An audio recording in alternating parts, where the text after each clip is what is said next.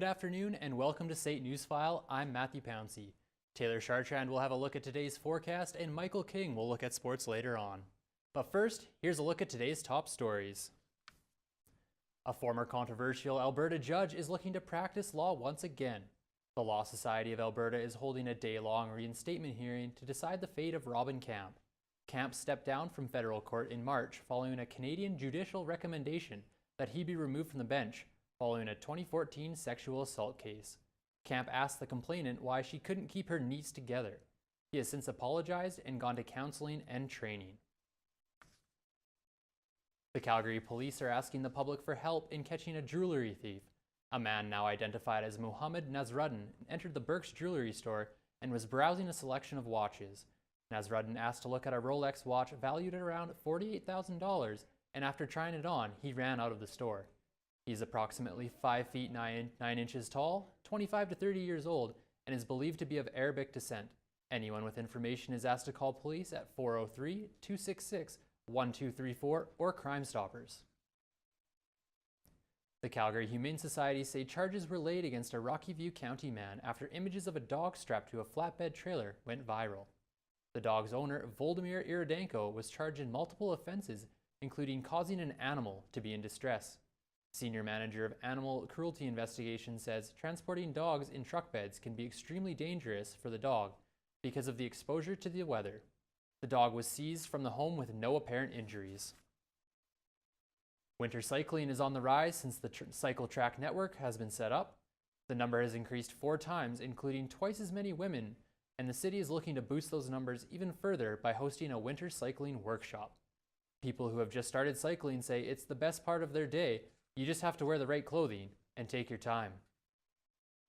It's just so fun. It's not that different than regular cycling to me. I feel so much better on my day when I start with a little bit of physical activity, and it's my stress on my way home from my work day, and it's not that much harder or more intimidating than regular cycling.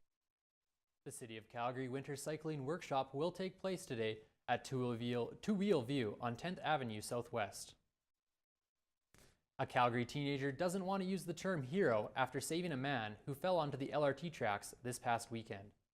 18-year-old Liam Hodgson, with the help of others, jumped into action after hearing a thud by the tracks at the Chinook station. Hodgson grabbed his shoulders and another man lifted his legs, rescuing the man before the train arrived and somebody called 911. Definitely weary. He was able to recall his name and where he was. He was bleeding? He was bleeding out the back of his head, around there, because he landed head first onto the tracks. Transit officials don't advise anyone to go on the tracks because they can endanger themselves and to use the help phones located nearby. Hodgson says he was reacting by instinct and he would jump onto the tracks again if he was in the same situation. Phase 2 of the Southwest Bus Rapid Transit will move forward following a City Council vote late Monday afternoon. Councillors Jeremy Farkas and Diane Coley-Urquhart wanted the timeline and the cost of the product to be reviewed, but the final vote was 11-3 in favor of continuing with the project. They needed 10 votes to trigger the review process, but only Sean Chu and Joe Maglioka voted with Farkas. Coley-Urquhart wasn't in council chambers for the vote. The entire BRT project is estimated to cost $303 million, and about $7 million of that is for the southwest portion. Spring training is underway for the Calgary Mustangs. More than 120 boys aged from 16 to 20 are developing their hockey skills at Father David Bauer Arena. Jesse Weisner reports on who is trying out and how this spring training will affect the Mustangs next season.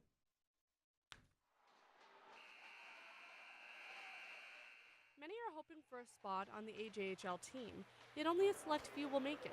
Considering the team was short on players last year, new players are feeling good. Tryout hopeful Adam Rosen says it takes a lot to stand out. Work ethic and just grit, just working really hard, giving it all my all, putting the puck in the net, doing the little things right, all that type of stuff. The Mustangs came in last place last season and are hoping to obtain a few top players to boost their rank. One contributing factor to their losses is that their recent coach only came in halfway through last season. Last year, the head coach, Jeff Richards, was asked to step down after a 14-0 loss. This opened the door for the most recent coach, Tyler Drader. With coach Tyler Drader starting the season, Hopes are high that he can mold the team into playoff winners. Well, it makes a big difference. Planning is important, right? Making sure that everybody's on the same page, and I think this way we can do more recruiting and try and build the team that we want. The training is hosted at Father David Bauer Arena. Many parents and players are part of the community, and some played on the team years ago. Some have noticed differences in the organization. A lot of kids, local kids, are going out of town to play hockey in rural areas such as Brooks or Okotoks, whatever. But the program that they offered back then was really good for the kids to stay at home and go to high school here. Although there may be issues within the Mustangs practice, a passion resonates with everyone involved. Hopes are high for improvements next season, along with new additions to the team. For St. Newsfile, I'm Jessie Weisner. Those are today's top stories. Taylor Chartrand has a look on what's going around Calgary this week.